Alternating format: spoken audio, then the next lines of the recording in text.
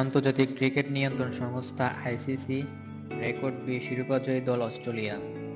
বিশ্বকাপের একাধিকবার চ্যাম্পিয়ন দলটিকে টি-টোয়েন্টি বিশ্বকাপের চলতি আসরে সুপার 8-এর মতো গুরুত্বপূর্ণ ম্যাচে হারিয়ে বিশ্বকে তাক লাগিয়ে দিয়েছে আফগানিস্তান। এদিন টসে জিতে আগে বোলিংয়ের সিদ্ধান্ত নেয় অস্ট্রেলিয়া। আফগানিস্তান ব্যাটিংয়ে নেমে 6 উইকেটে 148 রান করেন। টার্গেট তাড়া করতে নেমে গুলবাদিন নাইমের বোলিং তোপের মুখে পড়ে অস্ট্রেলিয়া। 19 ওভার 2 বলে মাত্র 127 রানে অল আউট হয়ে যায় অস্ট্রেলিয়া ক্রিকেট দল। 21 রানে জয় পায় আফগানরা। খেলা শেষে আফগান অধিনায়ক রশিদ খান বলেন, অস্ট্রেলিয়ার বিপক্ষে এই জয় আমাদের দেশের জন্য খুবই গুরুত্বপূর্ণ এবং বিশ্বব্যাপী যেখানে আফগানরা আছে তাদের জন্য গুরুত্বপূর্ণ।